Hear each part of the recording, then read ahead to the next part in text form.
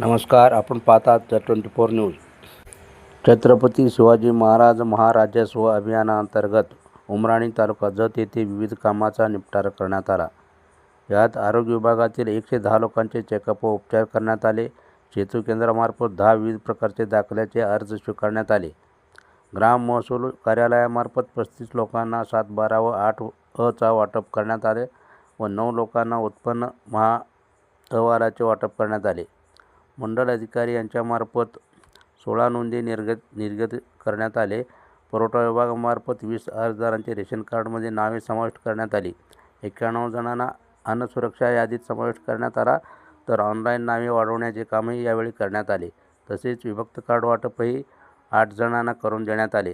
कार्यक्रमात जतचे तहसीलदार माननीय प्रवीण दानोरकर, मंडल अधिकारी उत्तम कांबळे, महसूल अधिकारी ओंकार पाटील, कृषी मंडल अधिकारी सुनील सातपुते, आरोग्य विभागाचे श्री डॉक्टर बारापात्रे, डॉक्टर गुलाब मुर्शद, उमराणीचे सरपंच आदीसह उमराणी गावातील नागरिक मोठ्या संख्येने सहभाग घेतला.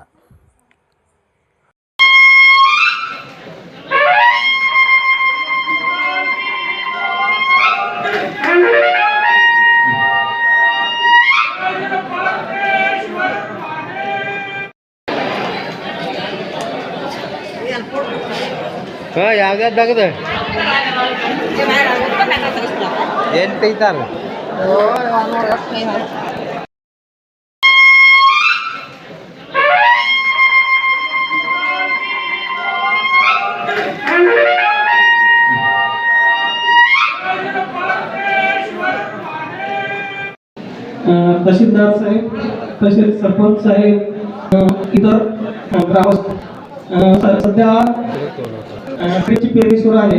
तर सगळ्यात महत्त्वाचा विषय म्हणजे बियाणाचा आहे.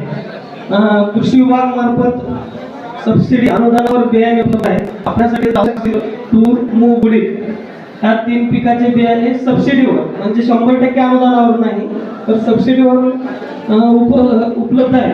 आपल्याला फक्त सोबत 7, 12 उतारा, आधार कार्ड इतके 2 डॉक्युमेंट घेऊन तालुका मंडल कृषी अधिकारी किंवा तालुका कृषी अधिकारी द्यायचं आहे. आपल्याला एक परमिट दिलं जाईल आणि ते परमिट घेऊन मार्केट यार्डामध्ये कृषी सेवा केंद्र आहे, गणेश कृषी सेवा केंद्र म्हणून, तिथं जायचं. आपल्याला ते मूग, उडीद आणि तूर याचे बियाणे सबसिडीवर उपलब्ध होते. तसेच अजून एक आहे की भुईमुगचे बियाणे आपल्याला 100% सबसिडीवर उपलब्ध होणार आहेत, म्हणजे मोफत. त्यासाठी एक कंडिशन अशी आहे की सगळ्यांनी ऑनलाईन अर्ज करायचा आहे. महाडीबीटी पोर्टल, जे शासनाचं पोर्टल आहे अनुदानासाठी, त्याच्यावरती आपण ऑनलाईन अर्ज करायचा आहे. ऑनलाईन अर्ज केल्यानंतर आपल्याला 100% सबसिडीवर बियाणे उपलब्ध होणार आहे. त्यासाठी आवश्यक आहे की आपला आता तहसीलदार साहेबांनी सांगितलं. द 24 न्यूज प्रतिनिधी महावीर मड्डीमनी, उमराणी.